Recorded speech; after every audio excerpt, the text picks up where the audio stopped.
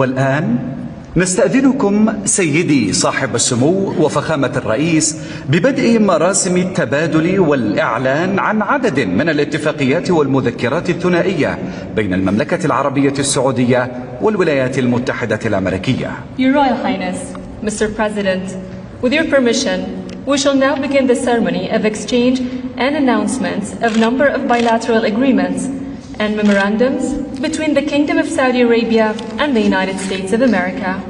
نبدأها بمذكرة التفاهم بين وزارة الطاقة في المملكة العربية السعودية ووزارة الطاقة في الولايات المتحدة الأمريكية للتعاون في مجال الطاقة. يتقدم من الجانب السعودي صاحب السمو الملكي الأمير عبد العزيز بن سلمان بن عبد العزيز وزير الطاقة، ومن الجانب الأمريكي معالي السيد كريس رايد وزير الطاقة. Starting with a memorandum of understanding between the Ministry of Energy and the Kingdom of Saudi Arabia and the U.S. Department of Energy for cooperation in the field of energy.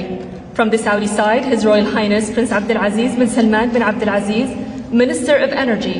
From the U.S. side, His Excellency Mr. Chris Wright, Secretary of Energy.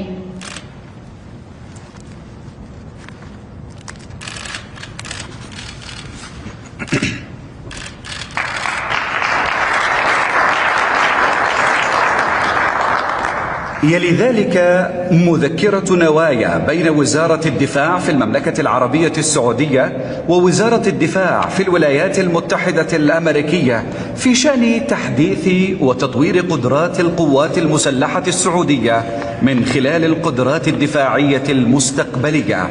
يتقدم من الجانب السعودي صاحب السمو الملكي الأمير خالد بن سلمان بن عبد العزيز وزير الدفاع، ومن الجانب الأمريكي معالي السيد بيت هيكسر وزير الدفاع.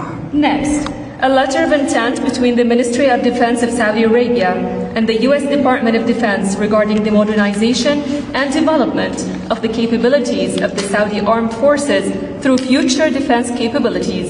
From the Saudi side, His Royal Highness Prince Khalid bin Salman bin Abdul Aziz, Minister of Defense. From the U.S. side, His Excellency Mr. Pete Hegseth, Secretary of Defense.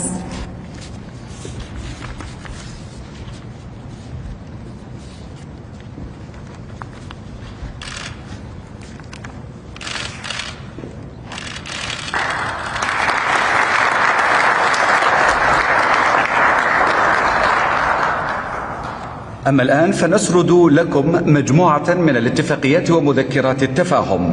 مذكرة تعاون في مجال التعدين والموارد المعدنية بين وزارة الصناعة والثروة المعدنية في المملكة العربية السعودية ووزارة الطاقة في الولايات المتحدة الأمريكية. Announcing the agreements of Memorandum of Understanding on Cooperation in the Field of Mining and Mineral Resources between the Ministry of Industry and the Mineral Resources in Saudi Arabia and the U.S. Department of Energy. خطاب نوايا لإكمال الأعمال وتعزيز التعاون المشترك وتطوير المتطلبات المتعلقة بالذخيرة والتدريب وخدمات الإسناد والصيانة وتحديث الأنظمة وقطع الغيار والتعليم للأنظمة البرية والجوية لوزارة الحرس الوطني. Announcing a letter of intent to complete work and enhance joint cooperation on ammunition, training, support services, maintenance, system upgrades, spare parts, and education for land and air systems of the National Guard. مذكرة تفاهم بين برامج الشراكات الدولية بوزارة الداخلية ومكتب التحقيقات الفيدرالي FBI بوزارة العدل الأمريكية. Memorandum of Understanding between the International Partnership Program at the Ministry of Interior and the Federal Bureau of Investigation. مذكرة نوايا بين وزارة الدفاع في المملكة العربية السعودية ووزارة الدفاع في الولايات المتحدة الأمريكية في شأن تطوير القدرات الصحية للقوات المسلحة السعودية. A letter of intent between the Ministry of Defense of Saudi Arabia and the U.S. Department of Defense regarding the development of the health capabilities of the Saudi armed forces. يلي ذلك مذكرة تفاهم للتعاون القضائي بين وزارة العدل في المملكة العربية السعودية ووزارة العدل في الولايات المتحدة الأمريكية. Memorandum of Understanding for Judicial Cooperation between the Ministry of Justice in Saudi Arabia and the U.S. Department of Justice. اتفاقية تنفيذية بين وكالة الفضاء السعودية في المملكة العربية السعودية والإدارة الوطنية للملاحة الجوية والفضاء ناسا في الولايات المتحدة الأمريكية للتعاون في مشروع كيوبسات لرصد الطقس الفضائي ضمن مهمة أرتميس 2. An executive agreement between the Saudi Space Agency and NASA for cooperation in the CubeSat-2 space weather monitoring project as part of the Artemis mission.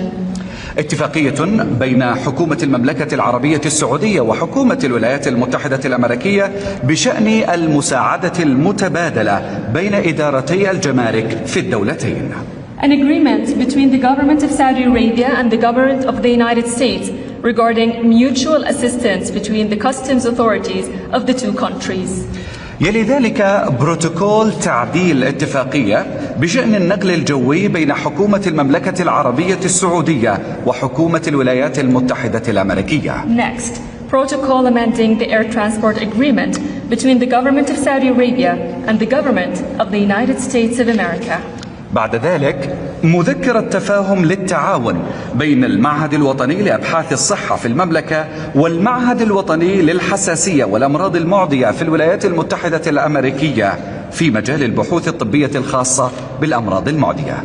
Next, a memorandum of understanding between the National Institute for Health Research in Saudi Arabia and the U.S. National Institute of Allergy and Infectious Diseases on medical research related to infectious diseases.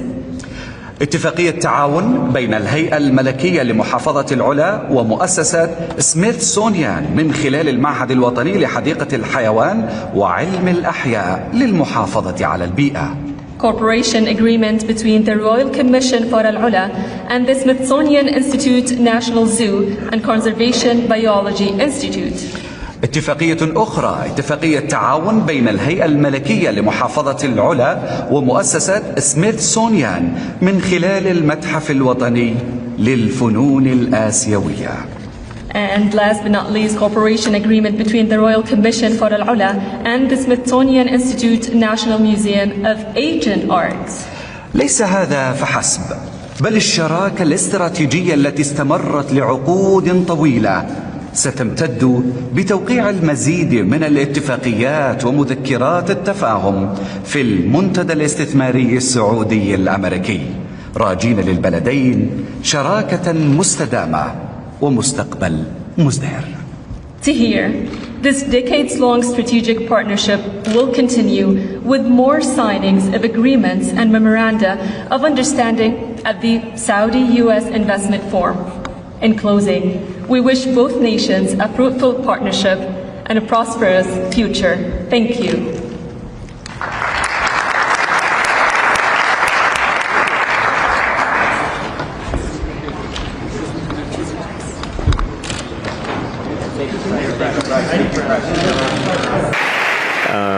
He has another announcement that he's going to share. Exactly. So, and I'd also like to thank the Kingdom for approving Starlink for maritime and aviation use. Thank you. Maritime and aviation. There you go. There you go. So you're going to bring us robots to help us increase our productivity. Yeah. Robo-taxis to make sure that our cars and assets turn into a cash-generating unit. Yeah. And Starlink to reform our aviation and maritime. Yeah. Talk about XAI. Absolutely. But I should want to mention also something that may be worth considering is tunnels. The Boring Company. I have this company called The Boring Company, which sounds kind of boring, but it literally bores tunnels. And actually, tunnels, in order to solve traffic, you really need to go 3D with roads. And by using tunnels, you can essentially create like a wormhole, like a warp tunnel from one part of a city to another and alleviate traffic. And we've actually already done this proof of concept in Vegas. So there are working tunnels in Las Vegas that you can use where that'll just, it feels like teleporting from one part of Vegas to another. So I always say that, my joke is like tunnels are underappreciated. It's a bit of a, not always a hit, but.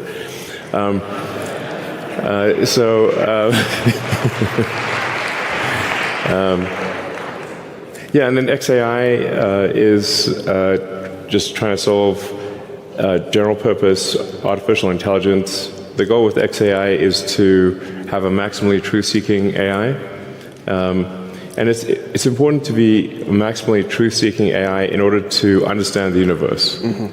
So the goal of XAI is understand the universe, to understand what is out there,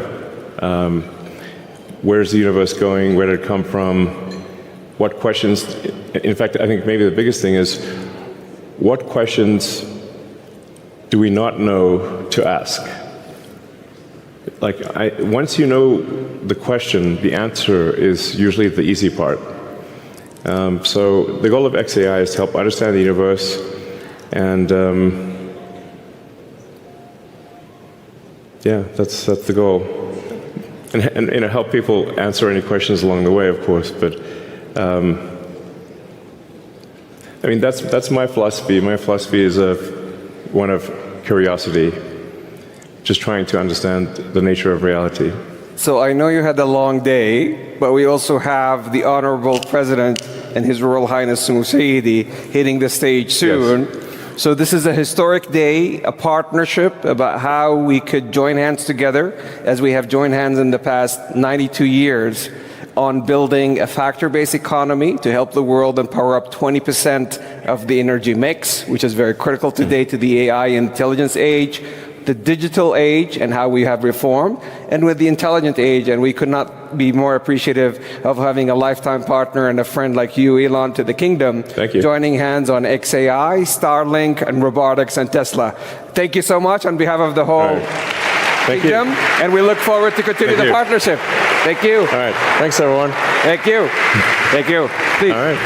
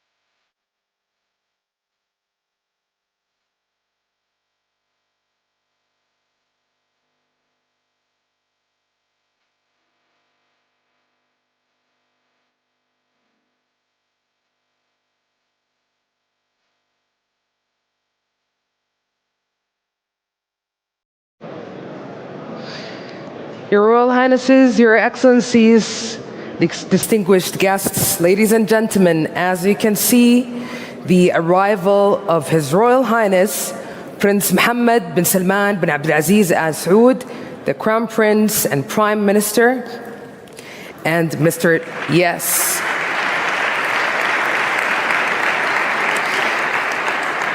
Alongside Mr. Donald J. Trump, the 45th and 47th President of the United States of America. They're actually beginning their tour in the Gallery of Memories. That's a curated exhibition that tells the story of nearly 8 decades of Saudi-American partnership. They're moving forward to the Gallery of Memories. The journey begins with a historic moment. As you can see, here at the center of the exhibition stands a historic disc, a significant piece gifted in 1950 to King Abdulaziz bin Abdurrahman Al Saud by US President Harry Truman. And the journey begins with a historic moment, the 1945 meeting between King Abdulaziz bin Abdurrahman Al Saud and the President Franklin Roosevelt, a defining encounter that laid the foundation for a lasting diplomatic relationships between the two nations, the Kingdom of Saudi Arabia and the United States of America. And there, the two leaders will walk through the Journey of Transformation Gallery, Saudi Vision 2030 Gallery, a forward-looking space that brings to life the kingdom's national transformation. Here in this area, it features scale models of some of the kingdom's most iconic future projects, including Prince Mohammed bin Salman Stadium, which will host the world as Saudi Arabia welcomes the FIFA World Cup in 2034. That's the iconic future project, Prince Mohammed bin Salman Stadium.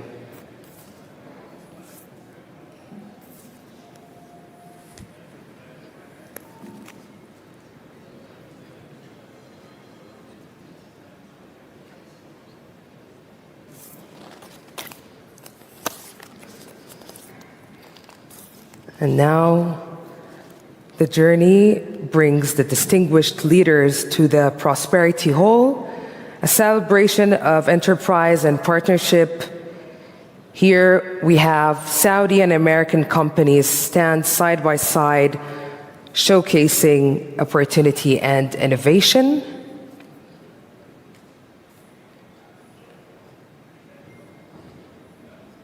This is prosperity redefined, ladies and gentlemen.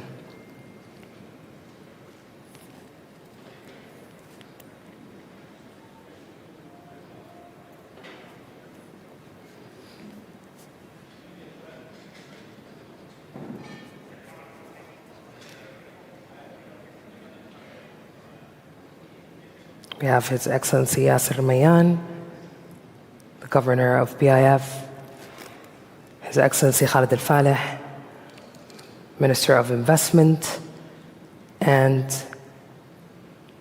Engineer Amin Al-Nasir, CEO of Aramco.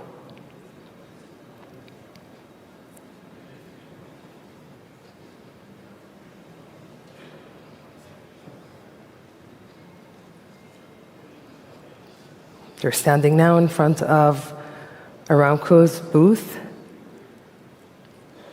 taking the tour in the Prosperity Hall. As we mentioned, it's a celebration of enterprise and partnership, showcasing untapped opportunities and innovation. Here we have Jerry Anzarello. This is the master plan for Diriyah, city of the land, birthplace of the Kingdom of Saudi Arabia.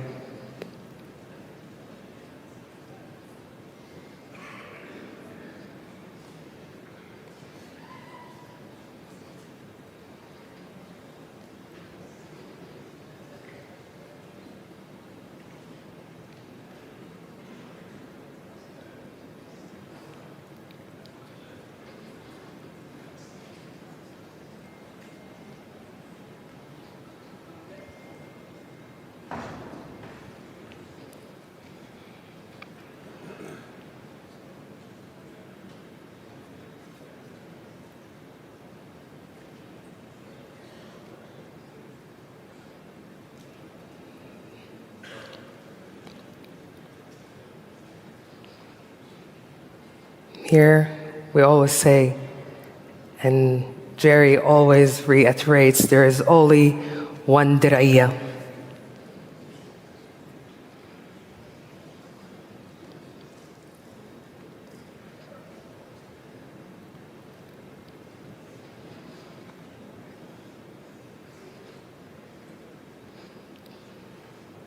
The leaders are continuing the tour in the Prosperity Hall, where prosperity is really defined, making their way to the Plenary Hall. And for that, we have here, I think that's the master plan for New Murabba project.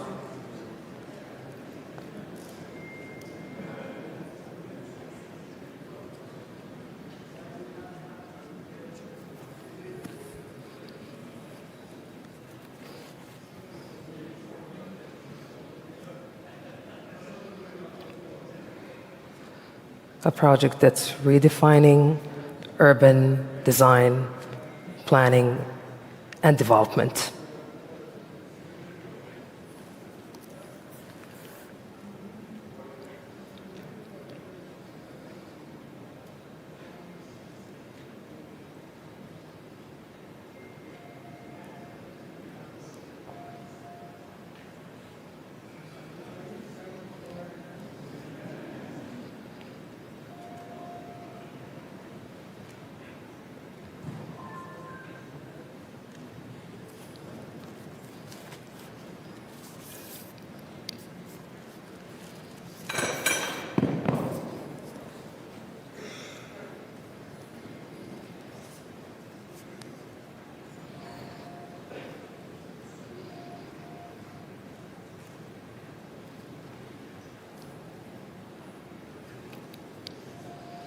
This area, the Prosperity Hall, really reflects the grounding in collective growth, meaningful collaboration, and mutual ambitions.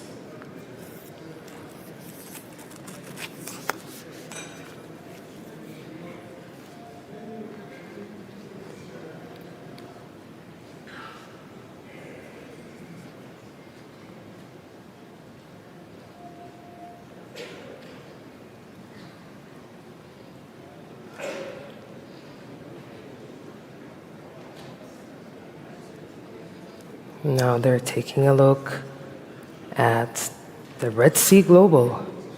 Here's the CEO, John Pagano, having a conversation with His Royal Highness Prince Mohammed bin Salman bin Abdulaziz, the Crown Prince and Prime Minister, and the 45th and 47th President of the United States of America, Mr. Donald J. Trump.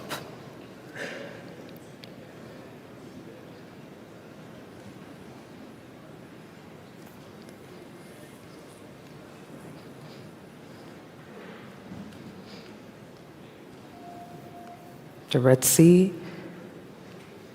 Global, redefining regenerative tourism locally, regionally, and globally.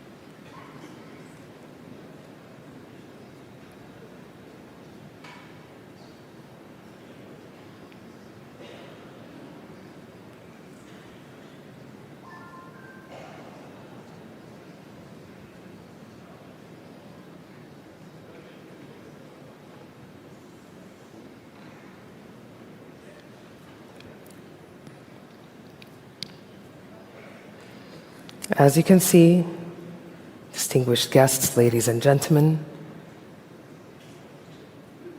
the distinguished leaders are making their way to the plenary hall here as I ask you, all distinguished guests,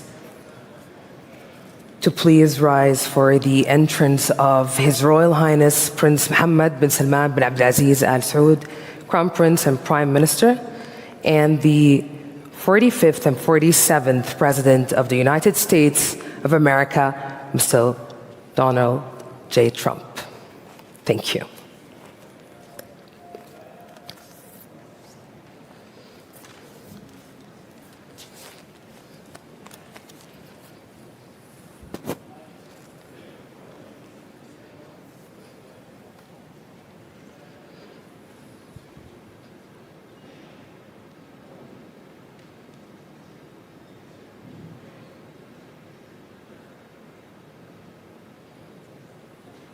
Thank you all for your time and patience.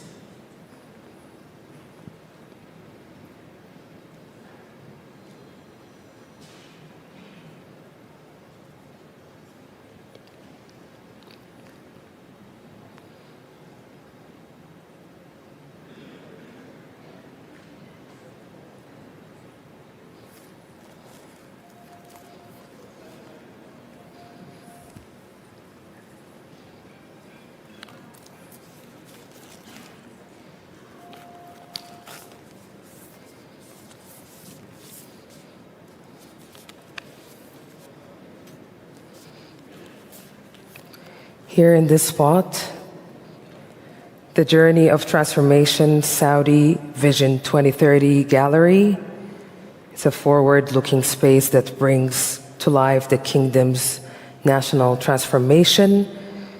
Here we see a full scoop of Saudi Vision 2030, innovation at scale, economic diversification, flourishing tourism, and expansive opportunities to explore. And now, ladies and gentlemen, please welcome His Royal Highness Prince Mohammed bin Salman bin Abdulaziz Al Saud, Crown Prince and Prime Minister, and the 45th and 47th President of the United States of America, Mr. Donald Trump.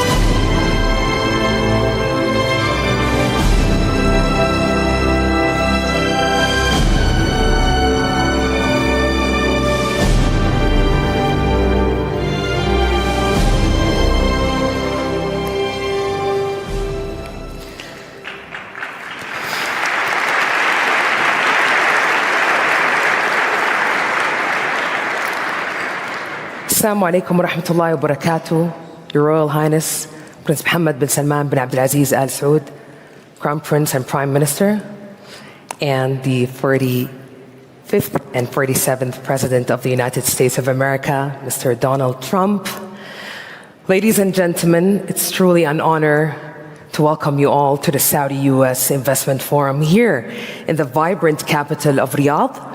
I'm Mu'amad Dakhil, a Saudi journalist and TV presenter, and it's my great pleasure to be here with you today as we experience a living expression of one of the most influential bilateral relationships in the modern world, the strategic partnership between the Kingdom of Saudi Arabia and the United States of America.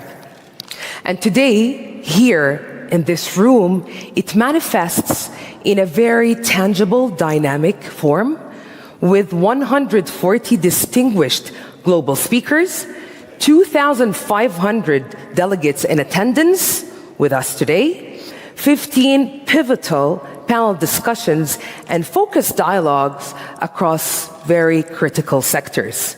And at the center of this momentum are the strategic economic partnership agreements. Signed today, we're talking about 145 investment agreements totaling more than $300 billion US. What a momentum, what a moment. Yes. Oh yes, this is really energetic. And we have with us the business leaders representing the strategic economic partnership agreements. To commemorate this moment, I'm deeply honored to welcome His Royal Highness Prince Mohammed bin Salman bin Abdulaziz Al Saud, the Crown Prince and Prime Minister, and the 45th and 47th President of the United States of America, Mr. Donald J. Trump. Welcome. Please join the business leaders representing the strategic economic partnership agreements for a memorable photograph. Ladies and gentlemen, a big round of applause and a deep appreciation for this moment and for our distinguished leaders.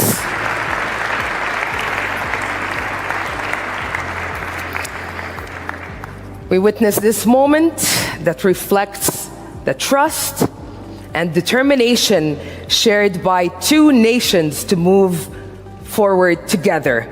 As you can see, the leaders at the center of this frame shaping the next phase of prosperity for both nations, the Kingdom of Saudi Arabia and the United States of America.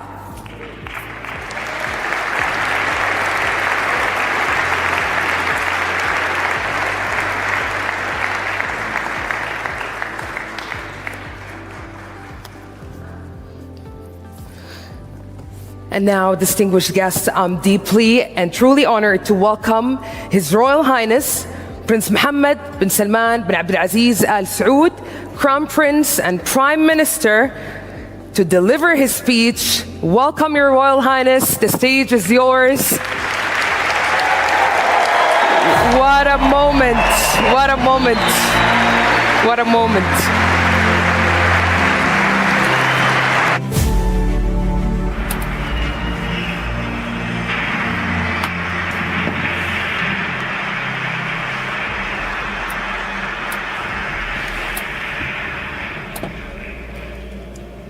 My dear friend President Trump, dear guests, Assalamu alaikum. Welcome to the Kingdom of Saudi Arabia at the Saudi-US Investment Forum. Our two friendly countries have deep economic relations that began 92 years ago, specifically in 1933 by signing an oil exploration concession agreement in the kingdom with Standard Oil of California. We meet today to deepen this strategic partnership in its various stages, from an economy based on natural resources to an economy built on diversifying sources of income, knowledge, and innovation. Joint investments were one of the most important pillars of our economic relationship. The Saudi economy is currently the largest economy in the region, the largest economic partner of the United States in the region, and one of the fastest growing economies in the G20. The strength of economic relations between the two countries was reflected on the growth of trade exchange, reaching $500 billion during 2013 to 24. Today, we are working in partnership opportunities with $600 billion, including agreements worth more than $300 billion that were announced in this forum. In the coming months, we will work on second phase to finalize the remaining agreements to raise them to $1 trillion This growing partnership represents the extension of multiple cooperation in the military, security, economic, and technological fields in order to enhance mutual benefits, supporting job opportunities in the kingdom, contribute to localization of industries, grow local content, and develop our GDP. The United States of America is a major destination for the PIF, accounting more than 40% of global investments, which reflects the confidence of the U.S. economy capabilities to innovate, especially in promising sectors such as technology and AI, which contributes to transfer of knowledge and exchange of expertise. Number of U.S. companies operating in the kingdom is 1,300 companies, representing approximately a quarter of the volume of foreign investments. These include 200 companies that have their regional headquarters in the kingdom. The kingdom's Vision 2030 was able to achieve most of its targets. It is bringing about an unprecedented economic transformation that aims to diversify the economy and empower the private sector to be the main driver of growth in the largest economy in the region. Non-oil exports have increased $82 billion in 24. Additionally, over 2.4 million male and female citizens were employed. The unemployment rate fell to its lowest historical levels with the multiplication of women's contribution to the labor market. In conclusion, Mr. President, I am confident that today we will continue to build with you based on the foundations of these close partnership between our two countries. What we signed today is part of a greater ambition that invests the opportunities for cooperation and exchange of benefits. Mr. President, our joint action is not limited to economic cooperation, but extends towards bringing about security, stability, peace in the region and the world. Once again, I welcome you in the Kingdom of Saudi Arabia. I look forward to listening to your remark, Mr. President.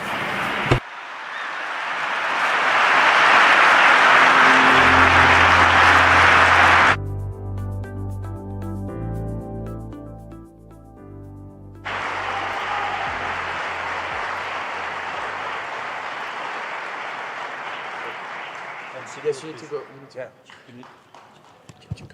You need to go. And I'm proud to be an American, where at least I know I'm free. And I won't forget the men who died, who gave that right to me. And I gladly stand up next to you and defend her still today. 'Cause there ain't no doubt I love this land. God bless the USA.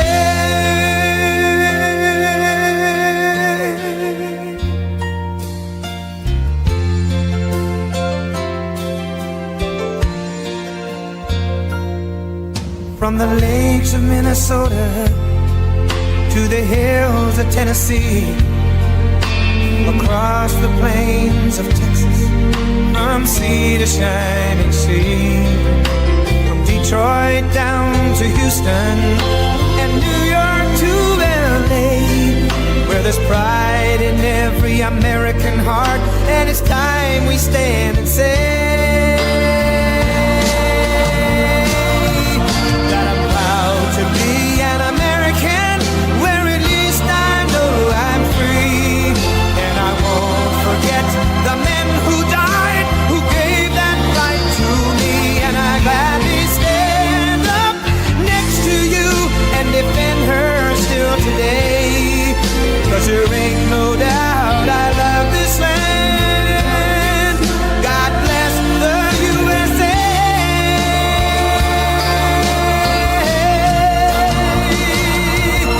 And I'm proud to be an American, where at least I know I'm free. And I won't forget the men who died, who gave that right to me. And I gladly stand up next to you and defend her still today. 'Cause there ain't no doubt I love this land. God bless the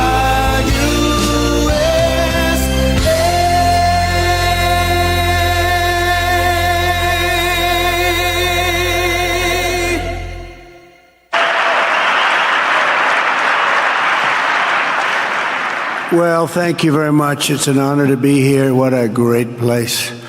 What a great place, but more importantly, what great people. I want to thank His Royal Highness, the Crown Prince, for that incredible introduction. He's an incredible man. Known him a long time now. There's nobody like him. Thank you very much. Appreciate it very much, my friend. And it's a tremendous honor to return to this beautiful kingdom and be welcomed back with such extraordinary generosity and warmth. I've never forgotten the exceptional hospitality showed to us by King Solomon, who's just, we talk about a great man. That is a great man. That is a great man, a great family. And that visit took place exactly 8 years ago. The graciousness of the royal family and the Saudi people is really unsurpassed, no matter where you go. Let me also thank the countless ministers, government officials, business leaders, and distinguished guests for that warm welcome. Very warm, and I know so many of you. I'd like to call out all of your names, but we have a lot of problems. We'd be here for a long time. We don't want that, so don't be upset. With this historic state visit, we celebrate more than 80 years of close partnership between the United States and the Kingdom of Saudi Arabia. Ever since President Franklin Roosevelt met with King Solomon's father, King Abdul Aziz, aboard the USS Quincy in 1945, the U.S.-Saudi relationship has been a bedrock of security and prosperity.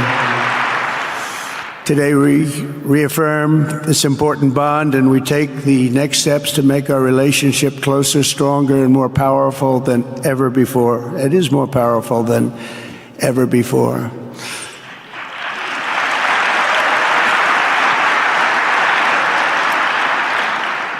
And by the way, it will remain that way. We don't go in and out like other people. It will remain that way.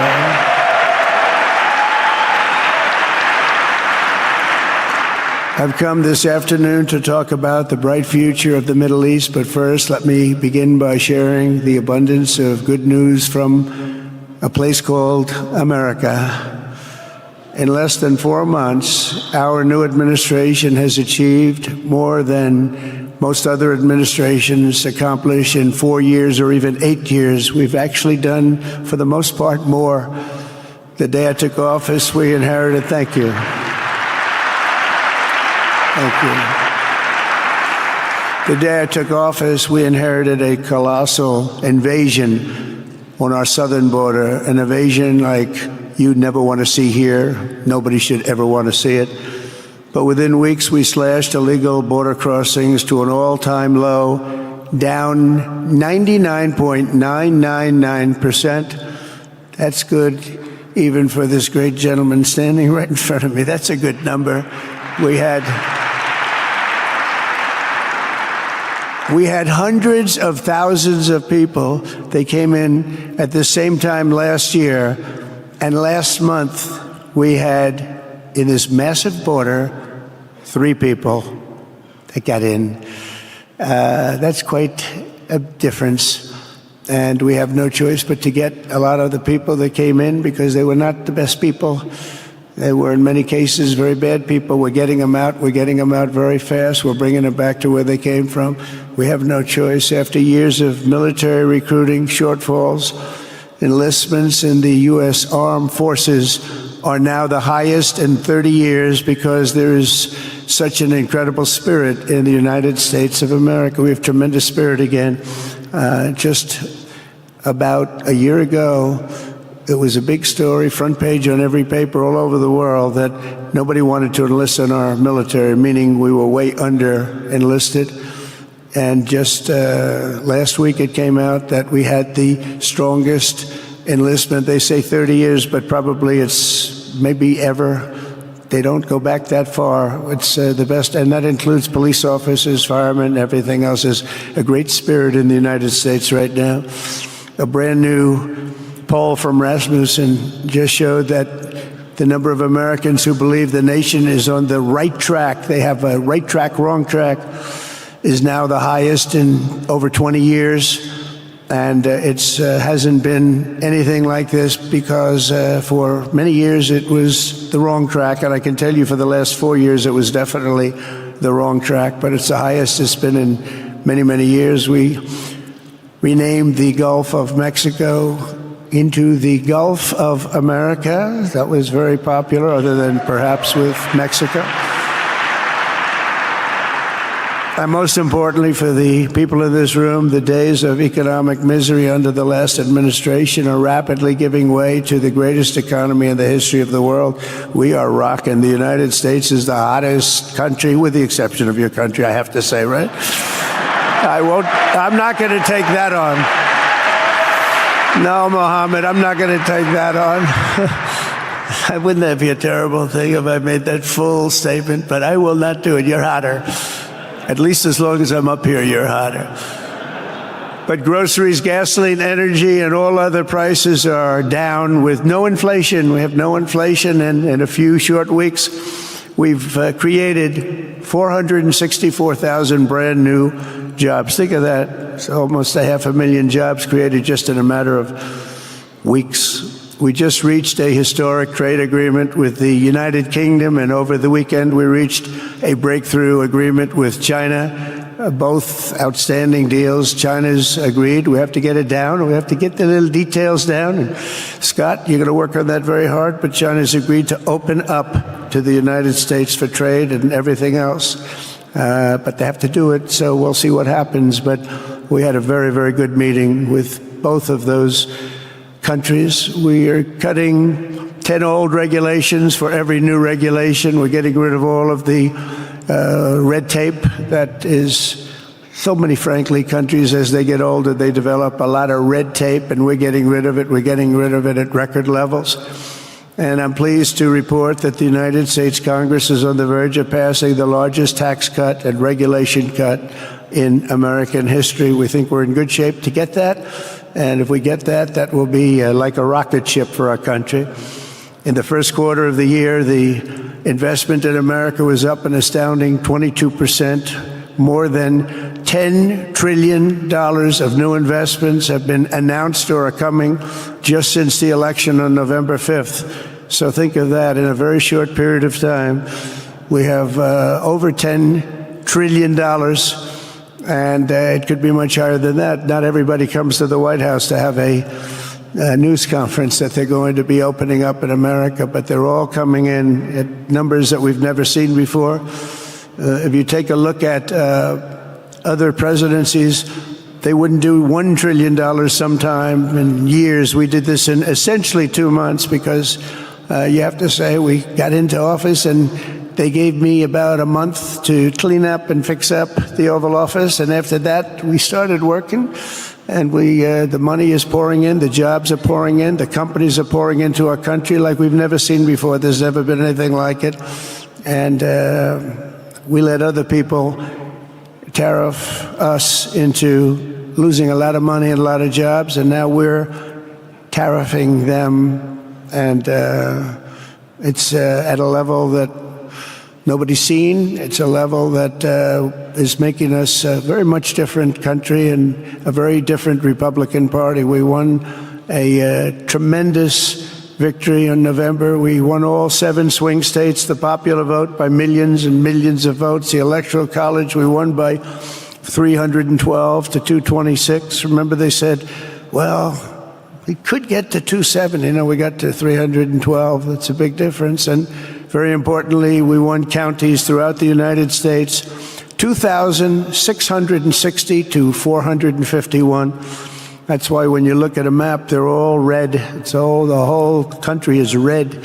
Red stands for Republican. From the moment on and from the moment we started, we've seen wealth that just poured and is pouring back into America. Apple is investing $500 billion. NVIDIA is investing, and I see my friend is here, Jensen. That's very good, wherever you may be. I thank you very much, because he's putting in $500 billion. TSMC is investing. Where is Jensen, by the way? Where is he? He's standing here. Where is he? I just saw that. Thank you very much, Jensen. I mean, Tim Cook isn't here, but you are. What a job you've done. He said he's got 99% of the chip market. I don't know. That's not easy to beat. But what a job you've done. Thank you. We are proud to have you in our country. You know that.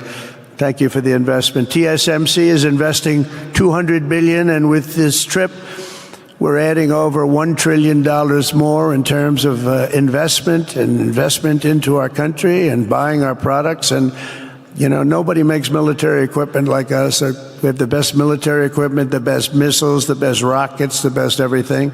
Best submarines, by the way. Most lethal weapon in the world.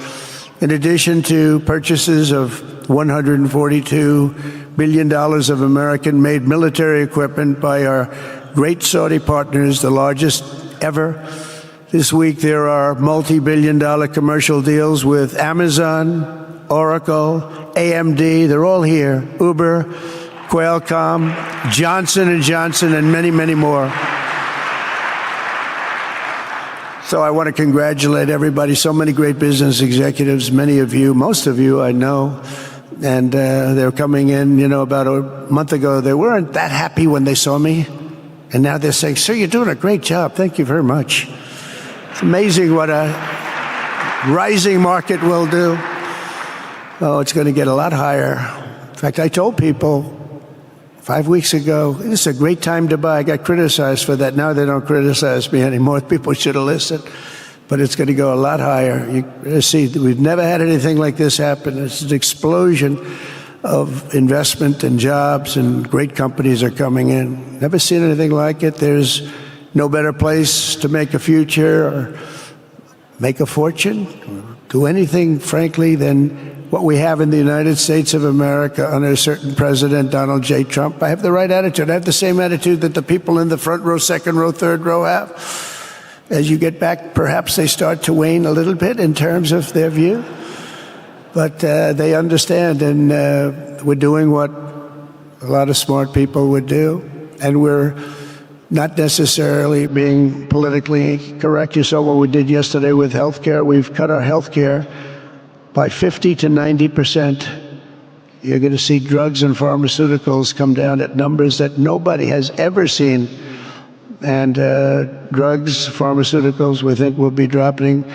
And it'll be a redistribution of costs with other nations, which really took advantage of a very nice group of people that ran our country. But not only is this a time of incredible excitement in the United States, it's also an exhilarating period right here in the Arabian Peninsula. Beautiful place, by the way. Beautiful place. Exactly.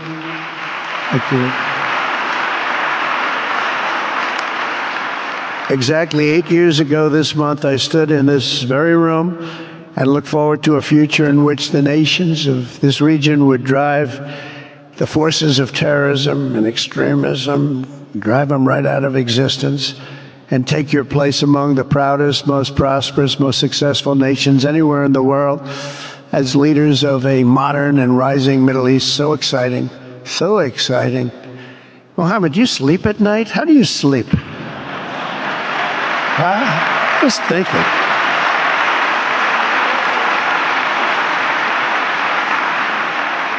What a job. He tosses and turns like some of us. Tosses and turns all night. How do I make it even better all night? It's the ones that don't toss and turn. They're the ones that will never take you to the promised land, won't they? But you have done some job. True. But critics doubted that it was possible what you've done. But over the past 8 years, Saudi Arabia has proved the critics totally wrong. The transformation that has occurred even by these incredible business leaders. I mean, you had the biggest leaders in business anywhere in the world standing right before us. But the transformation that has occurred under the leadership of King Salman and Crown Prince Mohammed has been truly extraordinary. Such a thing has, I don't think, ever happened before. I've never seen anything at that scale happen before. And I guess, you know, maybe you could say the United States is doing pretty well too, you know, but I don't think too many people have seen that happen before. Majestic skyscrapers, the towers that I see, the difference between now and 8 years ago. And 8 years ago was very impressive, but the towers that I see rising, some of the exhibits that I was shown by Mohammed, if what I've seen there is just an amazing It's an amazing process, amazing genius of so many people, architecture, but I have a feeling I know where many of those ideas came from. Happens to be sitting right in this room right before me, but the towers and all of the different, I've seen a lot of different towers. I didn't think there's any version of a tower that I haven't seen in one form or another. Well, I just passed 4 exhibits. I have never seen anything like any of them. So it's going to be very exciting.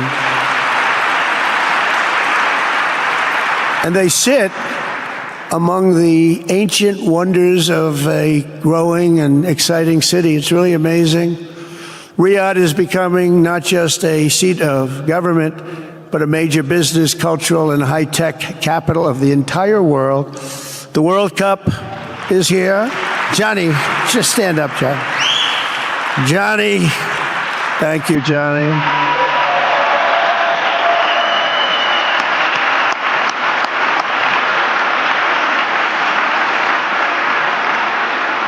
Great job, Johnny, great job. But the World Cup and the World Expo will soon be coming here. Just like the World Cup is coming to the United States. It's going to be really exciting next year. The engines of Formula One racing now roar through the streets of Jeddah in a historic milestone. Other industries recently surpassed oil. Think of it. All of your other industries now have surpassed oil. I don't know if a lot of people will understand what that means. It's so big to make up a majority of the Saudi economy for the very first time ever. So think of that. Other industries are now bigger even than oil, which is always going to be a big monster. It's a big one. But that's a great tribute to you and economic development properly used. In other cities throughout the peninsula, places like Dubai and Abu Dhabi, Doha, Muscat, the transformations have been unbelievably remarkable. Before our eyes, a new generation of leaders is transcending the ancient conflicts of tired divisions of the past and forging a future where the Middle East is defined by commerce, not chaos, where it exports technology, not terrorism, and where people of different nations, religions, and creeds are building cities together, not bombing each other out of existence. We don't want that.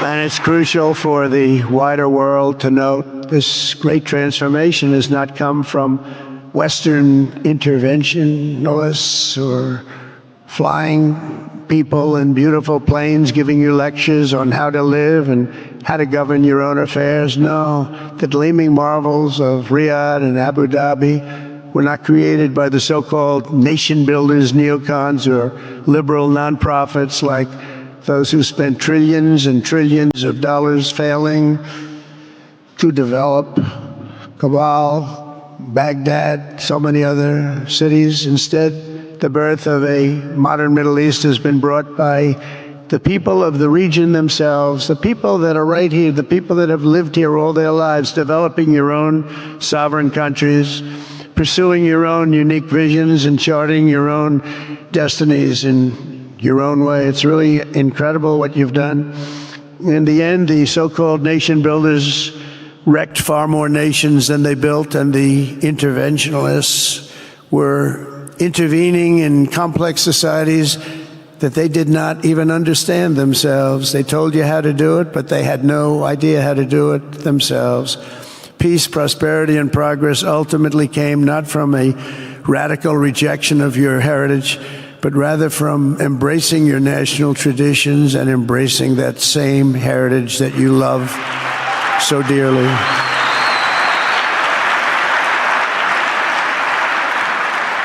And it's something only you could do. You achieved a modern miracle, the Arabian way. That's a good way.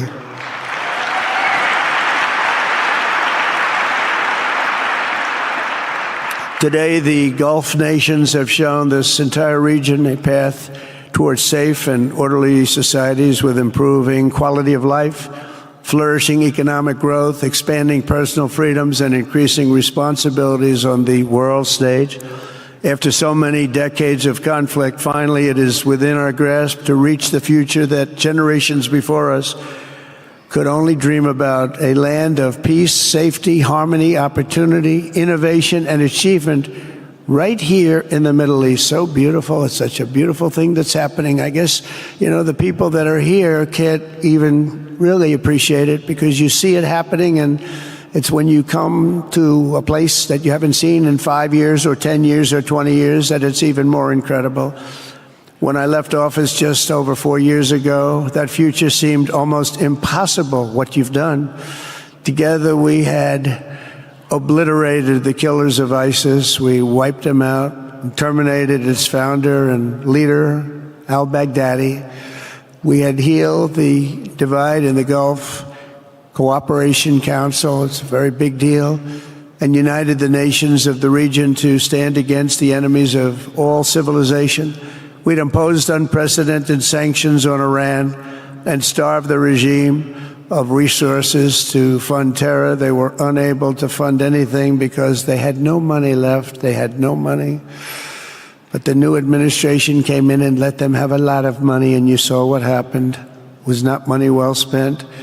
And with the historic Abraham Accords that we're so proud of, all the momentum was aimed at peace. And it aimed very successfully. It's been an amazing thing, the Abraham Accords. And it's my fervent hope, wish, and even my dream that Saudi Arabia, a place I have such respect for, especially over the last fairly short period of time, what you've been able to do, but we'll soon be joining the Abraham Accords. I think it'll be a tremendous tribute to your country. And it will be something that's really going to be very important for the future of the Middle East. I took a risk in doing them, and they've been an absolute bonanza for the countries that have joined. The Biden administration did nothing for 4 years. We would have had it filled out. But it will be a special day in the Middle East with the whole world watching when Saudi Arabia joins us, and you'll be greatly honoring me, and you'll be greatly honoring all of those people that have fought so hard for the Middle East. And I really think it's going to be something special, but you'll do it in your own time, and that's what I want, and that's what you want, and that's the way it's going to be. When I left office, the only thing still standing between this region and its unbelievable potential was a small group of rogue actors and violent thugs seeking constantly to drag the Middle East backward and into havoc, mayhem, and indeed into war. Unfortunately, instead of confronting these destructive forces, the last U.S. administration chose to enrich them and empower them and give them billions and billions of dollars. The Biden administration, the worst administration in the history of our country, by the way, spurned our most trusted and long-standing Gulf partners, and I can say partners worldwide. One of our great, great partners, no matter who we look to, and we have great partners in the world, but we have none stronger and nobody like the gentleman that's right before me. He's your greatest representative, greatest representative.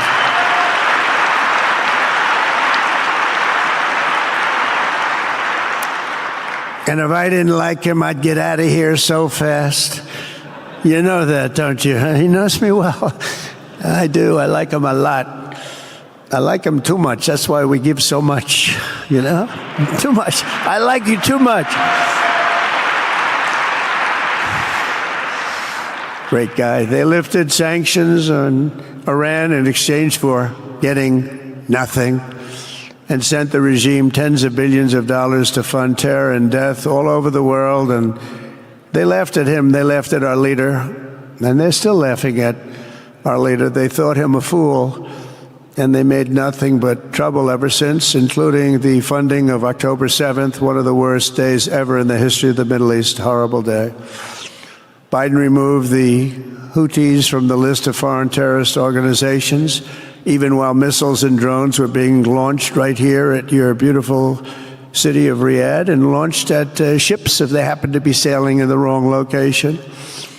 The Biden administration's extreme weakness and gross incompetence derailed progress toward peace, destabilized the region, and put at risk everything we had worked so hard to build together.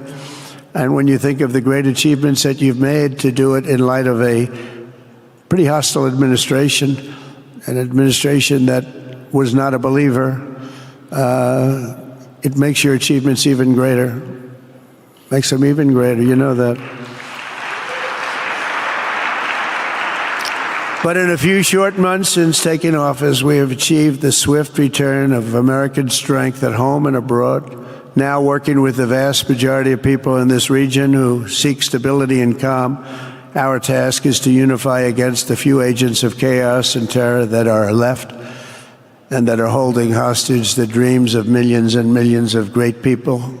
The biggest and most destructive of these forces is the regime in Iran, which has caused unthinkable suffering in Syria, Lebanon, Gaza, Iraq, Yemen, and beyond.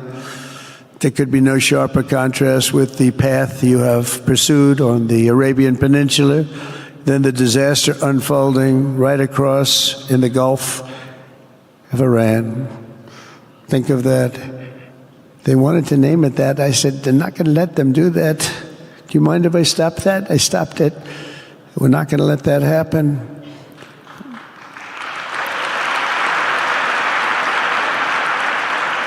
While you have been constructing the world's tallest skyscrapers in Jeddah and Dubai, Tehran's 1979 landmarks are collapsing into rubble and dust. They had it going for a little while under a much different system, but those buildings are largely falling apart, falling down, while you're building some of the world's biggest and most incredible infrastructure projects. Buildings, all sorts of things you're building that nobody's ever even seen before. Iran's decades of neglect and mismanagement have left the country plagued by rolling blackouts lasting for hours a day. All the time you hear about it. While your skill has turned dry deserts into fertile farmland, Iran's leaders have managed to turn green farmland into dry deserts as their corrupt water mafia, it's called it the water mafia, causes droughts and empty riverbeds. They get rich, but they don't let the people have any of it. And then, of course, there's the key difference at the root of it all. While the Arab states have focused on becoming pillars of regional stability and world commerce, Iran's leaders have focused on stealing their people's wealth to fund terror and bloodshed abroad. Most tragic of all, they have dragged down an entire region with them. Countless lives were lost in the Iranian effort to maintain a crumbling regime in Syria. Look at what happened with Syria.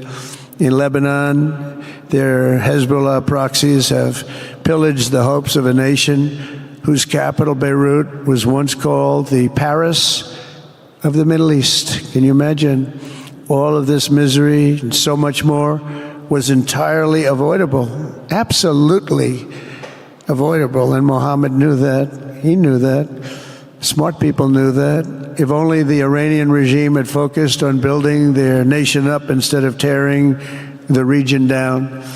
Yet I'm here today not merely to condemn the past chaos of Iran's leaders, but to offer them a new path and a much better path toward a far better and more hopeful future.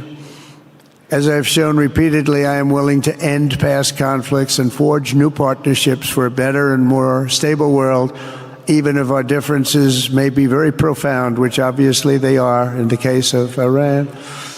I have never believed in having permanent enemies. I am different than a lot of people think. I don't like permanent enemies, but sometimes you need enemies to do the job, and you have to do it right. Enemies get you motivated. In fact, some of the closest friends of the United States of America are nations we fought wars against in generations past, and now they're our friends and our allies.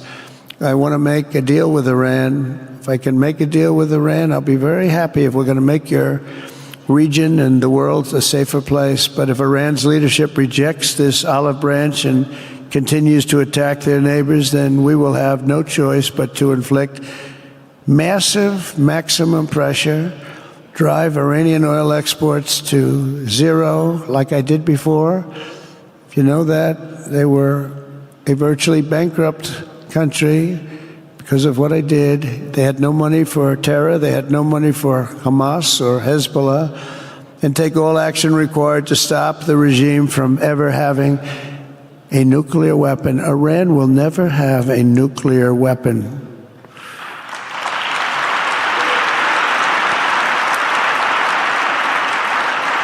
But with that said, Iran can have a much brighter future, but will never allow America and its allies to be threatened with terrorism or nuclear attack. The choice is theirs to make. We really want them to be a successful country. We want them to be a wonderful, safe, great country. But they cannot have a nuclear weapon. This is an offer that will not last forever. The time is right now for them to choose. Right now, we don't have a lot of time to wait. Things are happening at a very fast pace. They're happening right here. They're happening at a very fast pace. So they have to make their move right now, one way or the other. Make your move.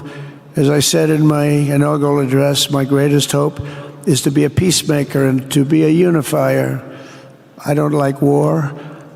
We have the greatest military, by the way, in the history of the world. You know, I rebuilt our military in my first 4 years and rebuilt it into the most powerful military there is.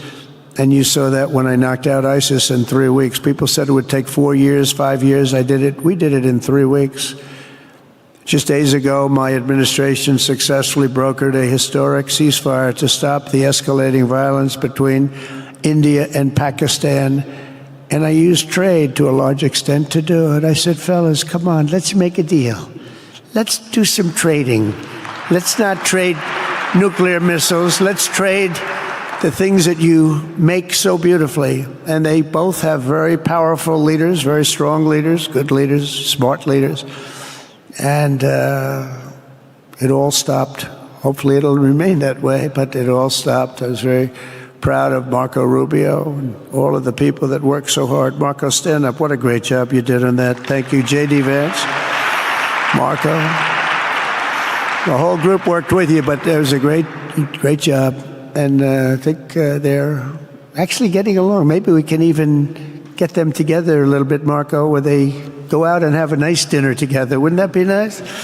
But we've come a long way, and it could be, you know, millions of people could have died from that conflict that started off small and was getting bigger and bigger and bigger by the day.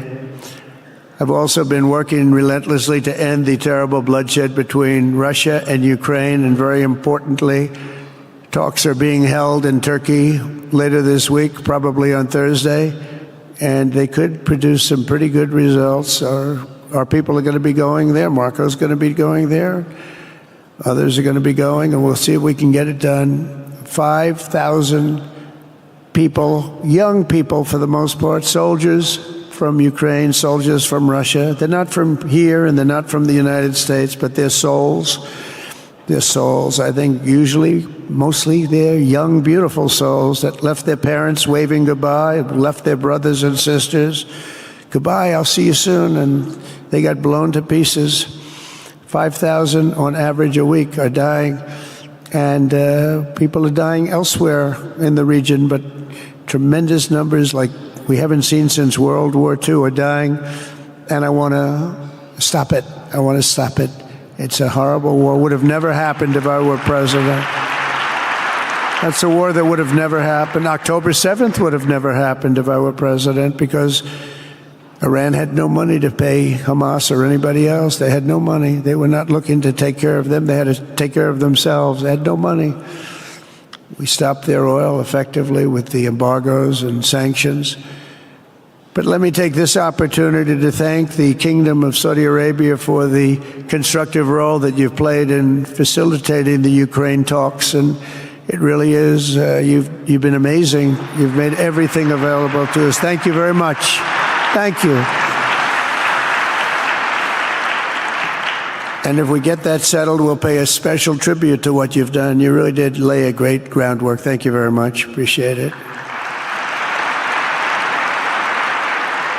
The West should not be dragging itself backward into another endless war in Europe, yet another endless war.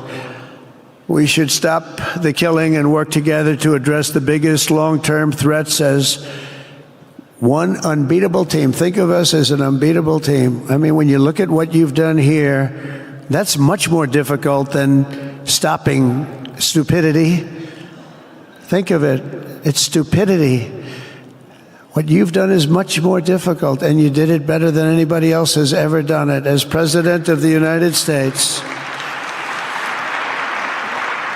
my preference will always be for peace and partnership whenever those outcomes can be achieved. Always. It's always going to be that way. Only a fool would think otherwise. In recent years, far too many American presidents have been afflicted with the notion that it's our job to look into the souls of foreign leaders and use U.S. policy to dispense justice for their sins. They loved using our very powerful military, and now it's really the most powerful it's ever been. We just are getting a budget approved, $1 trillion, highest budget we've ever had in history for military, $1 trillion. And we're getting the greatest missiles, the greatest weapons. And, you know, I hate to do it, but you have to do it because we believe in peace through strength. You have to have the strength, otherwise bad things could happen. But hopefully we'll never have to use any of those weapons. Seems to be an awfully big waste of money if you're never going to use them, but hopefully we'll never have to use them because the destructive power of some of those weapons are like nobody's seen before. I believe it is God's job to sit in judgment, my job to defend America, and to promote the fundamental interest of stability, prosperity, and peace. That's what I really want to do.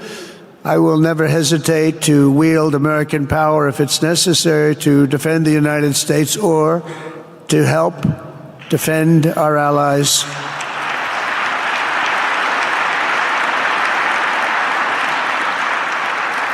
And there will be no mercy for any foe who tries to do us or them harm. We will have no mercy. They understand that. That's why I've been pretty lucky. A lot of people think, you know, he's looking to fight. He's looking to fight, and things get settled. It's an amazing thing when they really think you mean it. But we do. We have the greatest military, the strongest military, stronger than any. Nobody's even close. We have the best weapons in the world. But we don't want to use them. If you threaten America or our partners, however, then you'll be faced with overwhelming strength and devastating force. We have things that you don't even know about, you don't hear about. And if you did, you'd say, wow. In recent weeks, following repeated attacks on American ships and freedom of navigation in the Red Sea, the United States military launched more than 1,100 strikes on the Houthis in Yemen. As a result, the Houthis agreed to stop. They said, we don't want this anymore. It's the first time you've heard that from them, too. They're tough. They're fighters. But just days ago, we were asked to cease targeting commercial. They were not going to be targeting commercial ships in any way, shape, or form, or anything American. And they were very happy that we stopped. But we had 52 days of thunder and lightning like they've never seen before. This was a swift, ferocious, decisive, and extremely successful use of military force. Not that we wanted to do it, but they were shooting down ships. They were shooting at you. They were shooting at Saudi Arabia. We don't want them shooting at Saudi Arabia if that's okay. So we hit them hard. We got what we came for, and then we got out. Since January 20th, the U.S. military has terminated 83 terrorist leaders operating across Iraq, Syria, and Somalia, including ISIS's #2 global leader. You read about that just recently. With the help of Pakistan, we apprehended the ISIS terrorists responsible for the attack on 13 American service members at Abbey Gate, that horrible, horrible disaster. During this Afghanistan withdrawal, you know, that's another thing that we don't even think about so much anymore. 13 died, but 42 were horribly wounded. But hundreds of people died overall, because I count the people on the other side. Hundreds of people just grossly incompetent. It's probably why Putin decided to go into Ukraine, something he never would have done if I were president. But we wouldn't have had the problems of October 7th if I were president. We wouldn't have had Ukraine, Russia if I were president. We wouldn't have had Abbey Gate, because there wouldn't have been any reason we were getting out, but we were getting out with dignity and with strength and power. But the way they got out was not good. I think it was the most embarrassing moment in the history of our country. And we've been working tirelessly to bring back all hostages held by Hamas. We brought back a lot already, but we're bringing back more. This weekend, we successfully negotiated the release of the last American hostage, Edan Alexander. Just came out a few hours ago, and we continue to work to get that war ended as quickly as possible. It's a horrible thing that's taking place. All civilized people must condemn the October 7th atrocities against Israel, which would never have happened again if you had probably a different president, but definitely if you had me as president. The people of Gaza deserve a much better future, but that will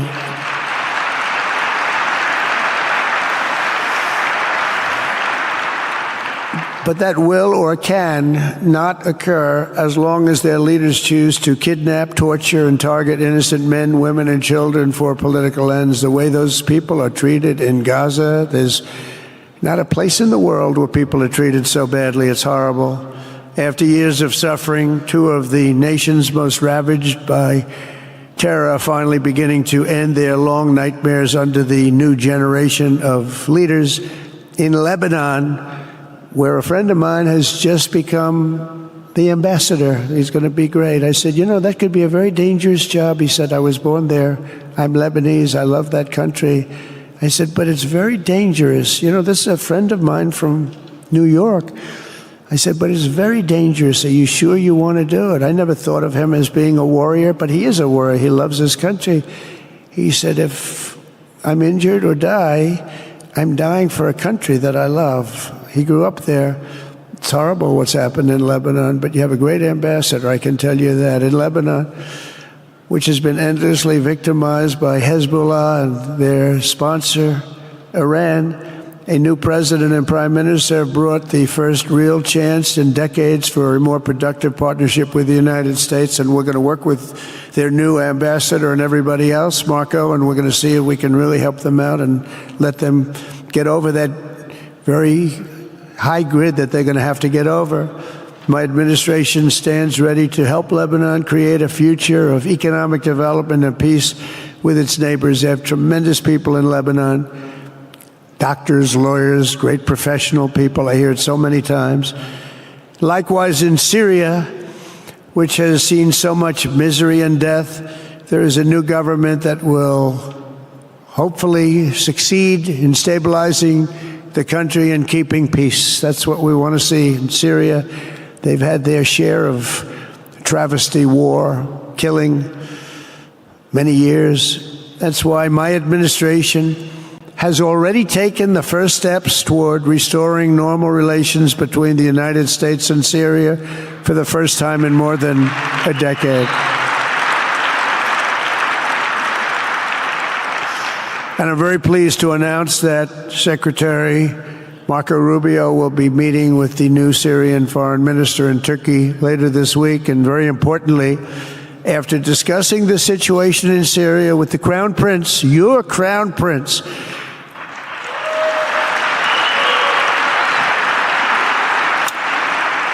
and also with President Erdogan of Turkey, who called me the other day and asked for a very similar thing, among others, and friends of mine, people that I have a lot of respect for in the Middle East. I will be ordering the cessation of sanctions against Syria in order to give them a chance at greatness.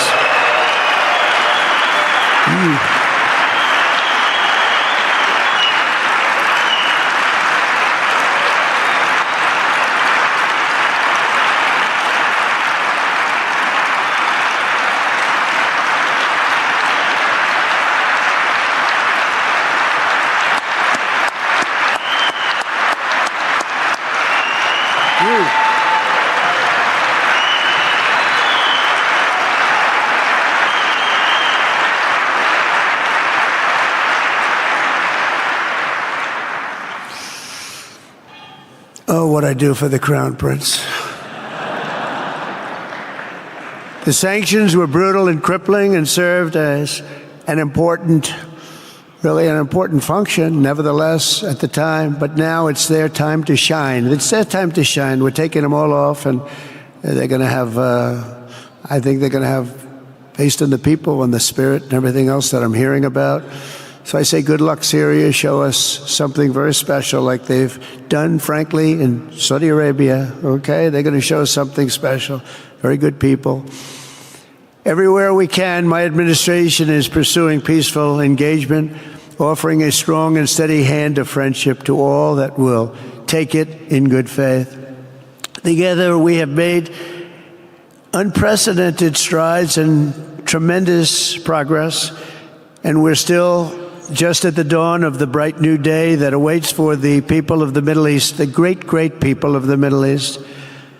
If the responsible nations of this region seize this moment, put aside your differences and focus on the interests that unite you, then all of humanity will soon be amazed at what they will see right here in this geographic center of the world. It really is. It's like a center of the world and the spiritual heart of its greatest faiths.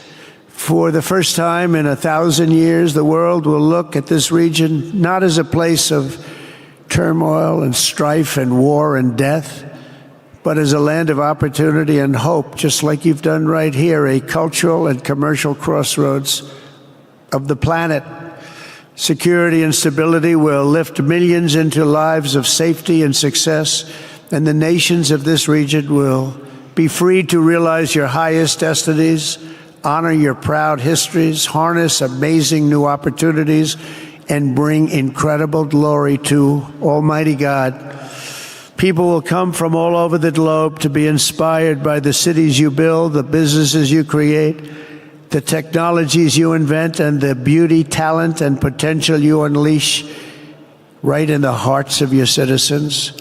Each of you will be able to take tremendous pride in the legacy you will leave to your children, because you will have given them the ultimate blessings of prosperity and peace. So important. In the United States, we've launched the golden age of America. It's the golden age. We see it. We see it with all that money, trillions and trillions of dollars pouring in, hundreds of thousands of jobs coming in with it. And with the help of the people of the Middle East, the people in this room, partners throughout the region, the golden age of the Middle East can proceed right alongside of us. We will work together. We will be together. We will succeed together. We will win together. And we will always be friends.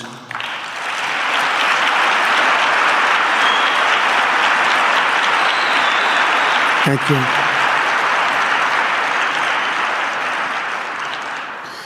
So, Mohammed, I want to thank you again very much for having me. And as a representative of what I think is the greatest nation in the world, we are with you all the way, and you have a tremendous future. Thank you very much.